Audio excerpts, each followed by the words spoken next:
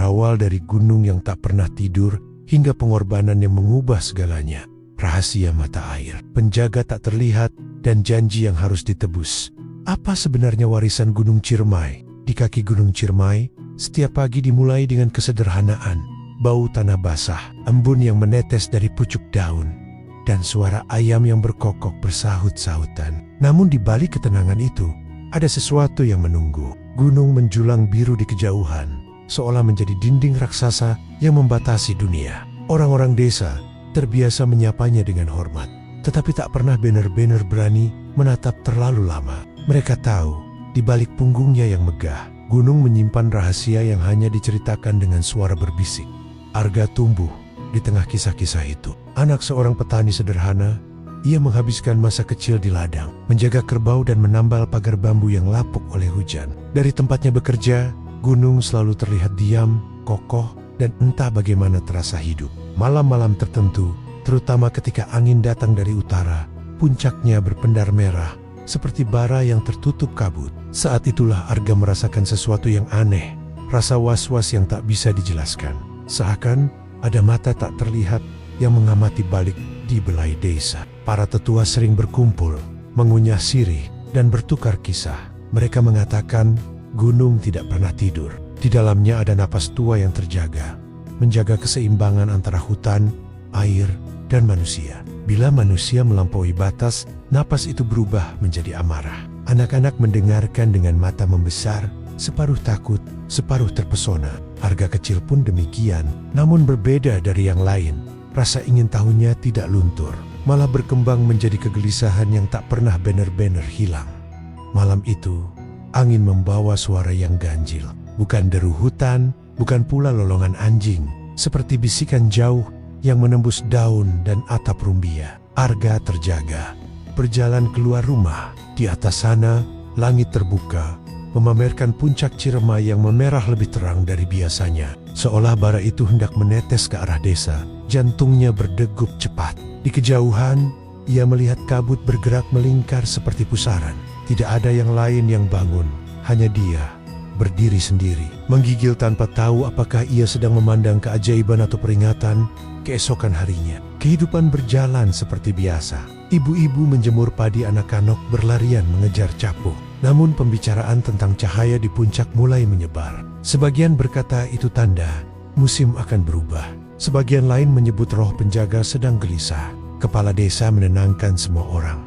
Gunung telah berdiri ratusan tahun, dan selama ini selalu memberi. Yang penting, katanya, manusia tak boleh lupa membalas dengan doa dan menjaga hutan. Kata-kata itu terdengar menenangkan, namun bagi Arga, ada sesuatu yang tidak utuh. Di dalamnya sebuah kekosongan yang tidak diisi oleh jawaban. Sore menjelang, Arga menyusuri tepi sawah sampai ke batas hutan. Di sana udara berbeda, lebih dingin, lebih berat, penuh wangi getah dan tanah lembab. Ia meraba batang pohon yang besar, merasakan denyut sunyi yang merambat dari kulit kayu. Seketika ia teringat cerita ibunya tentang seorang perempuan dalam legenda. Lama penjaga gunung yang mengawasi segala yang hidup. Bayangan itu melekat di benaknya, membuat hatinya berdebar antara takut dan kagum. Untuk pertama kalinya, ia bertanya dalam hati, apakah gunung benar-benar memanggil? Langit memerah ketika Arga pulang, menyiapkan diri menghadapi malam yang kembali panjang. Cahaya di puncak belum padam, malah tampak lebih tegas, seakan api yang menuntut jawaban. Di ambang pintu, ia menatapnya lama-lama, merasakan sebuah janji samar terbentuk dalam dada, janji yang bahkan belum dimengertinya. Di desa kecil yang sejuk dan sunyi itu, tak seorang pun tahu bahwa perubahan tengah merambat pelan. Dimulai dari tatapan seorang pemuda yang tak sanggup mengabaikan gunung. Dan malam itu, untuk kesekian kalinya, Gunung Ciremai menjaga-jaganya. Tidak tidur, tidak pula sepenuhnya diam. Pagi itu, kabut turun lebih tebal dari biasanya, menutupi sawah seperti kain putih yang mengambang. Arga bangun lebih awal, karena terdengar teriakan dari arah mata air. Di desa mereka, mata air itu adalah nadi kehidupan. Airnya mengalir ke sawah, dapur, dan kolam ternak. Bila ia mengering, desa bakal kelaparan. Arga berlari menuruni jalan setapak dan menemukan orang-orang sudah berkumpul. Wajah mereka pucat, Suara-suara bercampur panik. Air yang biasanya jernih dan mengalir deras kini hanya menetes pelan, meninggalkan cekungan lumpur yang retak. Para tetua berdiri di pinggir aliran yang sekarat itu, saling berpandangan seperti mencari jawaban di mata satu sama lain. Ini belum pernah terjadi, gumam seorang lelaki tua, menggenggam tongkatnya erat-erat. Yang lain berbisik, menyebut-sebut perjanjian lama, sebuah janji antara manusia dan gunung yang hanya muncul dalam cerita menjelang tidur. Arga mendengarkan dengan dada kencang. Ia mengingat cahaya merah di puncak, malam-malam gelisah, dan bisikan yang seperti memanggil. Semua potongan itu tiba-tiba terasa saling berkait. Sari datang menyusul, membawa keranjang bambu yang tak terpakai karena air tak bisa diisi. Rambutnya yang dikepang setengah terurai, napasnya memburu. "Kita harus mencari hulunya," katanya kepada Arga.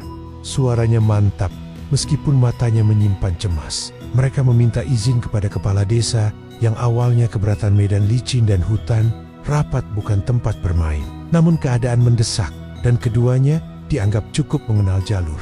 Akhirnya, dengan pesan agar berhati-hati dan pulang sebelum senja, izin diberikan. Mereka menyusuri aliran yang merayap makin tipis, mengikuti jejak air yang mulai terputus. Semak hutan menggantung rendah, menorehkan embun dingin di lengan. Tanah menjadi lembek, berbau tajam seperti akar yang terbangun dari tidur panjang. Arga memperhatikan jejak kaki yang tak biasa lebih lebar, mungkin bekas gerobak penebang. Sari menyingkap dahan, menunjukkan batang-batang pohon yang baru saja ditebang. Getahnya masih mengkilap. "Ini sebabnya," katanya lirih. "Hutan ditarik tanpa izin." Arga merasakan amarah bercampur malu. Mereka hidup dari tanah ini, tetapi ternyata juga menyakitinya.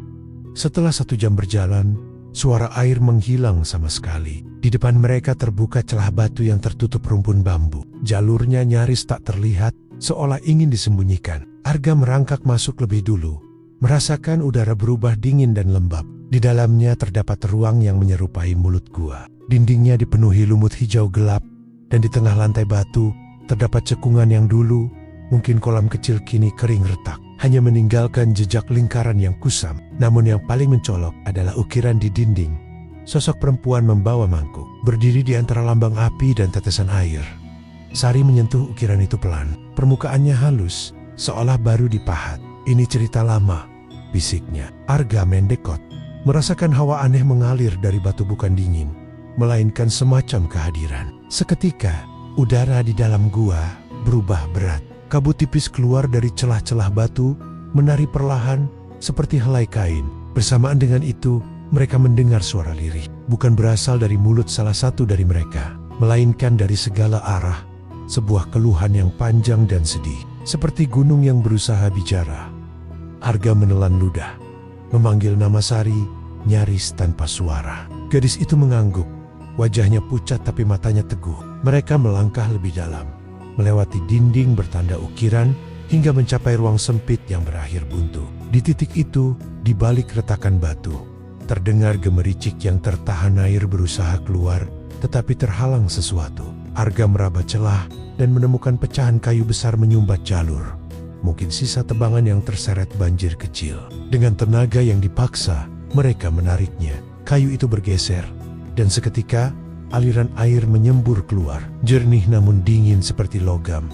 Air mengisi cekungan bekas kolam, membentuk pusaran kecil yang berkilau. Di permukaannya, bayangan perempuan dalam ukiran tampak berpendar sesaat, lalu menghilang. Arga dan Sari terdiam, menyadari mereka baru saja menyentuh sesuatu yang lebih tua dari desa, lebih tua dari cerita. Air lalu mengalir menuruni jalur batu, menemukan kembali alurnya yang lama. Suara gemericiknya terdengar seperti helaan napas lega.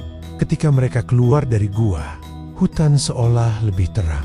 Daun-daun berdesir perlahan, dan angin membawa aroma segar yang menenangkan. Di kejauhan, mereka mendengar teriakan gembira, tanda bahwa mata air kembali hidup. Namun kegembiraan itu tak sepenuhnya menghapus kegelisahan dalam diri Arga. Ia tahu, penyumbatan itu hanyalah gejala. Di baliknya ada kelalaian, mungkin keserakahan, dan gunung telah memberi peringatan. Saat matahari condong ke barat dan beang-beang memanjang, Arga memandang puncak Ciremai sekali lagi. Bara merah itu belum padam. Di dalam hatinya, sebuah pertanyaan menggantung. Berapa lama gunung akan menunggu sebelum berbicara dengan cara yang lebih keras? Ketika matahari mulai miring dan cahaya sore menyusup dari sela pepohonan, Arga dan Sari kembali ke gua. Bukan karena diminta siapapun, melainkan karena rasa penasaran yang tak tertahankan. Mereka ingin memastikan aliran air tetap lancar. Namun, begitu langkah pertama menjejak ambang batu, udara di dalam berubah berbeda lebih sunyi. Seakan setiap bunyi ditelan dinding. Lampu Petromax kecil yang mereka bawa bergetar nyalanya, memantulkan bayangan panjang di sepanjang lorong. Arga merasakan bulu kuduknya berdiri. Ada sesuatu yang menunggu di kedalaman yang belum mereka jamah. Semakin jauh, mereka melangkah. Kabut tipis muncul, bukan kabut dingin biasa, melainkan yang berpendar lembut seperti cahaya bulan yang dikurung. Dinding gua basah, namun kini memancarkan kehangatan samar. Ketika mereka mencapai ruangan dengan cekungan batu kolam yang tadi terisi, kembali airnya tampak berkilau. Permukaan yang tenang memantul seperti cermin.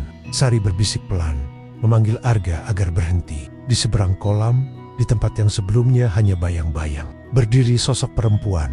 Ia memakai kain putih menghanyut di tubuhnya. Rambut hitamnya terurai hingga pinggang.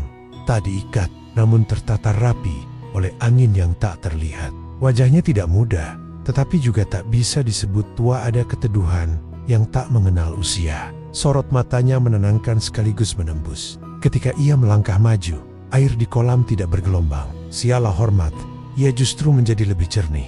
Jangan takut, suaranya melayang pelan, serupa desir angin melewati daun pinus. Arga dan Sari membeku. Banyak cerita rakyat yang mengajarkan untuk tidak sembarangan menjawab suara yang datang dari tempat gelap. Namun sosok itu terasa berbeda, tidak menakutkan, hanya kuat. Siapa ibu? Arga bertanya akhirnya. Suaranya pecah. Perempuan itu tersenyum. Senyum yang anehnya terasa akrab. Aku adalah penjaga gunung ini. Dahulu mereka menyebutku Nyi Kencana Larang. Aku diberi tugas menjaga keseimbangan. Api yang menyala di perut gunung, air yang mengalir ke lembah, dan hutan yang menahan tanah dari ambruk. Nama itu bergetar di udara, seolah dinding gua turut mengingatnya. Sari menunduk hormat tanpa sadar.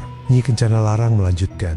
Suaranya tetap tenang, namun ada kepiluan di dalamnya. Manusia memohon izin untuk tinggal di kaki Ciremai. Mereka berjanji menjaga hutan, menanam kembali yang ditebang, dan mengambil secukupnya.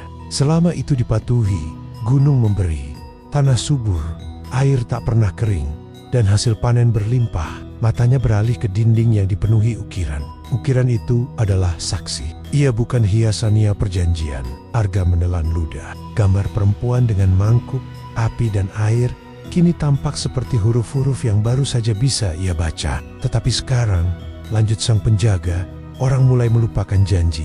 Pohon ditebang lebih banyak daripada yang ditanam.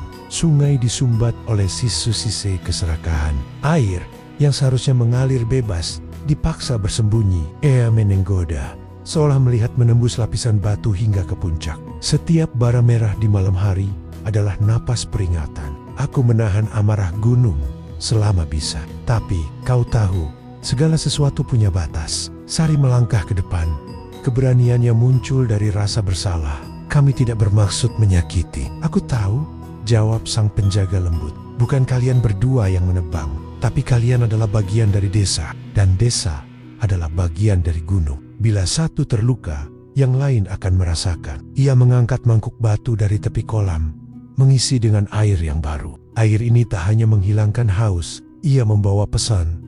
Jaga alirannya, jaga sumbernya, dan jangan izinkan keserakahan menutupnya lagi. Arga mengangguk, namun kegelisahan tetap berputar dalam dada. Apa yang akan terjadi jika perjanjian terus dilanggar? Tanyanya hati-hati. Mata Nyi Kencana Larang meredup. Gunung tidak bermaksud membinasakan. Tapi bila keseimbangan runtuh, ia akan mencari caranya sendiri. Longsor, gempa, air bah itu bukan hukuman, melainkan akibat yang tak bisa ditahan. Seperti tubuh demam ketika racun masuk. Ucapannya tidak keras, tetapi menggema lama, hening melingkup mereka. Di luar, mungkin senja sudah turun. Tetapi di dalam gua, waktu seolah berhenti. Arga merasakan keputusan yang tak terlihat, mulai terbentuk sebuah kewajiban yang memilihnya sebelum ia sempat memilih. Nyi Kencana Larang menatapnya lebih lama, seakan membaca isi hatinya. Akan tiba saatnya kau diminta bukan hanya percaya, tapi juga bertindak, katanya pelan. Saat itu, dengarkanlah bukan suara orang banyak, melainkan suara yang paling jujur di dalam dirimu. Disitulah gunung berbicara. Kabut perlahan memudar. Sosok perempuan itu menipis, seperti bayangan yang dijilat cahaya fajar, hingga akhirnya lenyap. Kolam tetap berkilau. Namun keteduhan tadi meninggalkan jejak yang sulit dijelaskan, sejenis harapan yang sekaligus ancaman. Arga dan Sari berdiri beberapa saat, menahan napas, memastikan mereka tidak bermimpi. Ketika akhirnya mereka melangkah keluar, langit sudah temaram, dan puncak Ciremai memerah sekali lagi. Kali ini, Arga tidak hanya melihat bara. Ia melihat janji yang harus dijaga dan beban yang perlahan, tanpa suara, berpindah ke pundaknya. Keesokan harinya, kabut belum sepenuhnya terangkat ketika suara palu dan kapak terdengar menggema dari arah hutan. Suara itu berirama krek, jeda, lalu dentuman berat batang yang tumbang. Bagi sebagian orang desa, bunyi itu berarti pekerjaan. Namun bagi Arga, setiap tumbangan terdengar seperti batuk serak dari dada gunung. Ia berdiri di pematang sawah, menatap ke arah lereng yang kini menampakkan sela-sela gundul di antara hijau. Sari menyusulnya, membawa keranjang bibit. Mereka menebang lebih dalam, katanya pelan, lebih dekat ke jalur mata air. Di bilai desa, keramaian tak biasa menggantung di udara. Seorang saudagar dari kota berkulit pucat, berbahasa halus tetapi berhitung tajam, membentangkan gulungan kain, bertuliskan angka dan peta. Ia berbicara tentang kesempatan, tentang harga kayu yang naik, tentang sekolah baru, atap genteng, dan jalan batu yang bisa dibangun bila desa mau bekerja sama. Kata-katanya mengilap seperti koin, memantulkan harapan yang lama terpendam. Beberapa warga mengangguk-angguk, tergoda oleh kemungkinan yang terasa lebih nyata daripada cerita perjanjian lama. Kepala desa berusaha menimbang, keriput di dahinya menebal saat mendengar janji-janji manis yang datang begitu cepat. Kita harus berhati-hati, katanya, mencoba tenang. Hutan bukan milik kita saja. Saudagar tersenyum tipis. Justru karena itu, gunakanlah sebelum orang lain melakukannya. Kalimat itu menetes seperti getah, perlahan namun lengket. Orang-orang saling pandang, dihimpit kebutuhan. Anak yang butuh buku, sawah yang butuh pupuk, dan atap bocor yang tak pernah sempat diperbaiki. Arga mengangkat tangan, menyampaikan apa yang ia dan Sari lihat di gua ukiran perjanjian. Air yang tersumbat, dan sosok penjaga yang memperingatkan. Beberapa orang menahan tawa, yang lain berdehem tak nyaman. Kita sudah terlalu lama diikat ketakutan, kata seorang lelaki kuat bertubuh lebar, pemimpin kelompok penebang. Gunung itu diam saja. Yang nyata adalah perut keluarga kita, kata-katanya disambut gumam setuju. Kepala desa menutup rapat dengan keputusan sementara. Penebangan boleh lanjut, asalkan tidak berlebihan. Namun kata itu menggantung tanpa ukuran.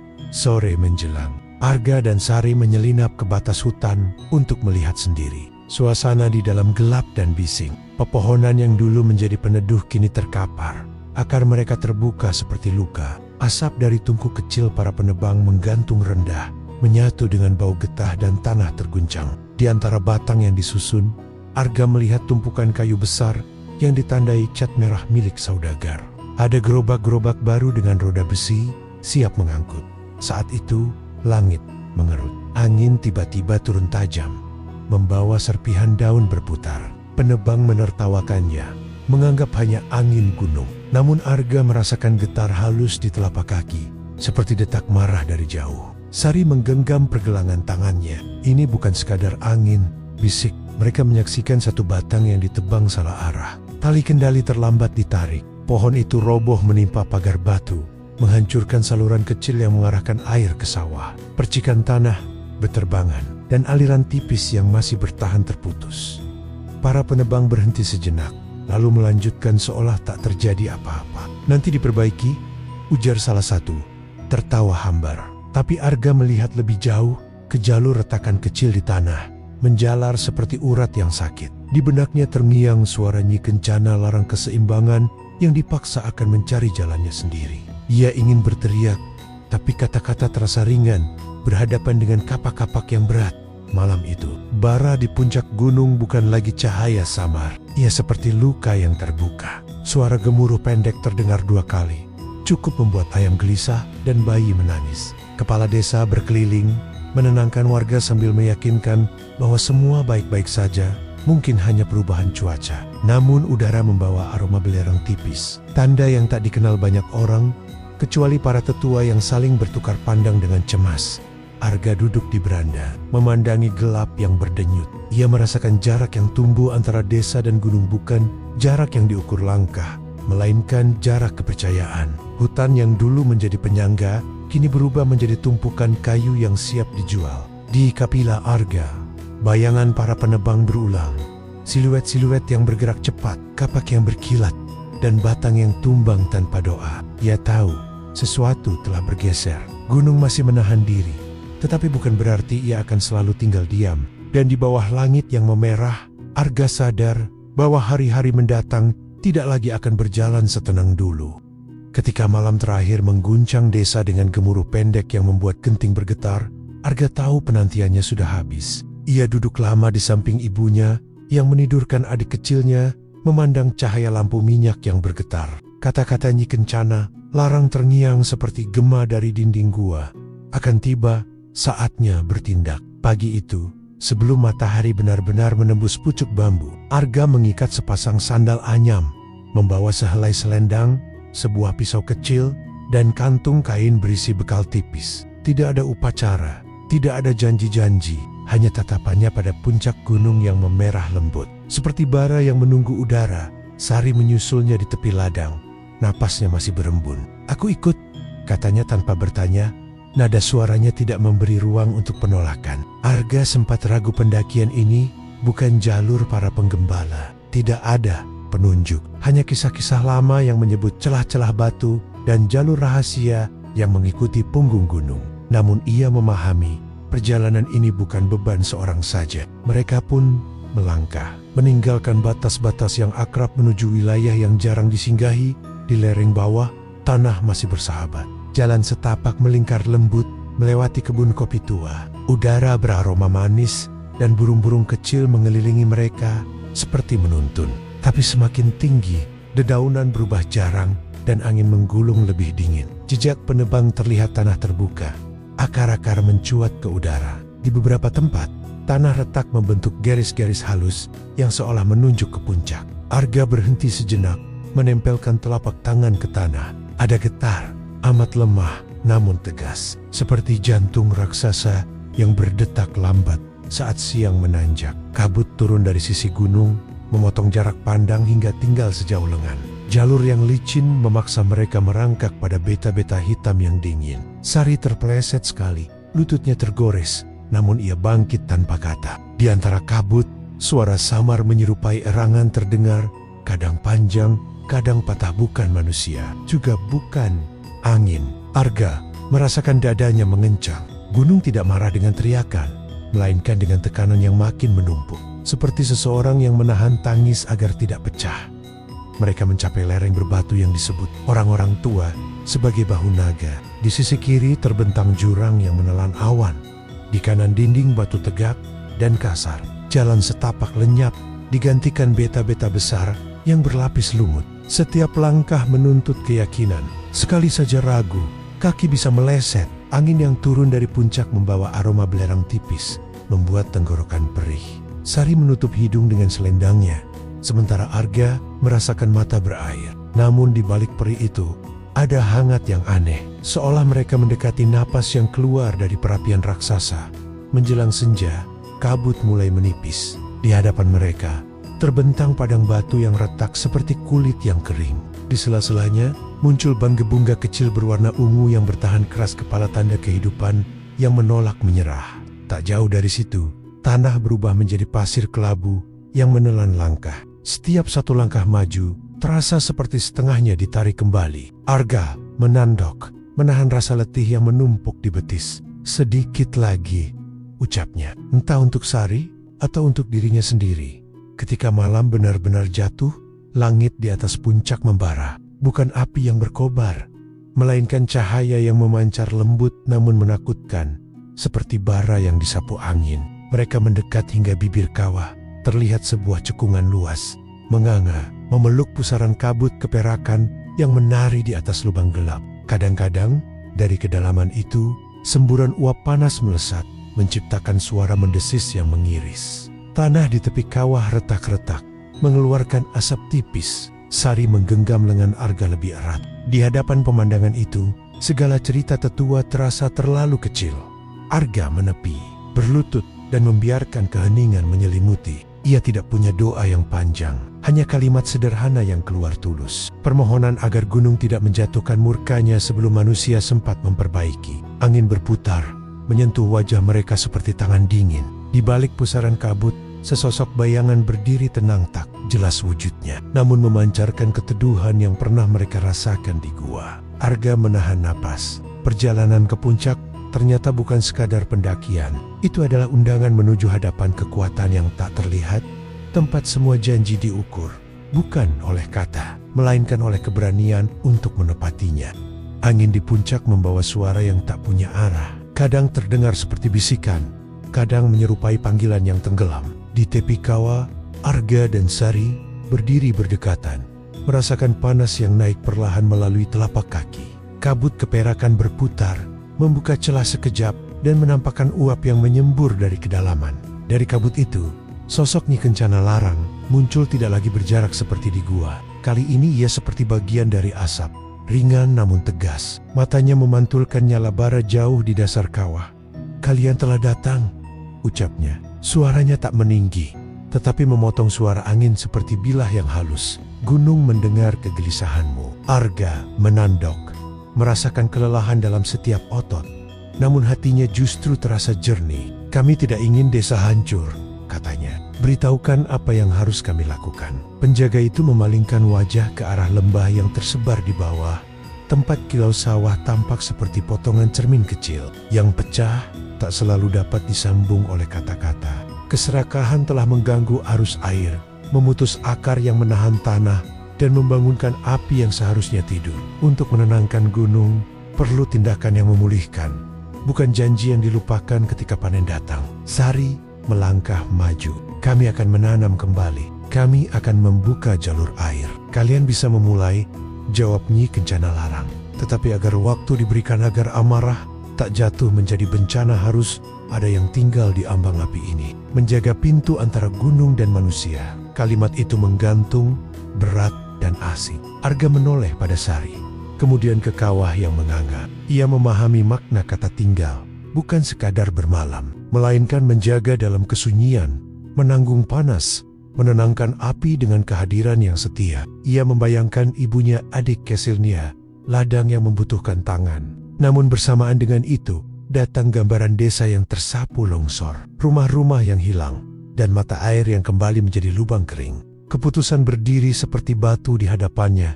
"Aku bersedia," katanya akhirnya. Kata-kata itu terdengar sederhana, tetapi di dalamnya ada getar yang menyalakan keberanian. Sari menggenggam lengan Arga, wajahnya memucat. "Tidak, mengapa harus kau?" "Karena aku yang mendengar panggilan itu duluan," jawabnya pelan. "Dan karena seseorang harus memulai." Nyi Kencana Larang menatap Arga lama, seolah menimbang seluruh hidupnya dalam sekejap. "Pengorbanan bukan berarti lenyap," katanya. "Yang bertahan di puncak tidak mati. Ia menjadi penjaga kecil, penimbang antara api dan air. Namun ia akan terpisah dari dunia bawah sampai keseimbangan kembali." Kata-kata itu tak menenangkan sepenuhnya, tetapi memberi bentuk pada ketakutan mereka. Perpisahan yang tidak diketahui lamanya. Sari menitikan air mata, tetapi ia mengusapnya dengan punggung tangan.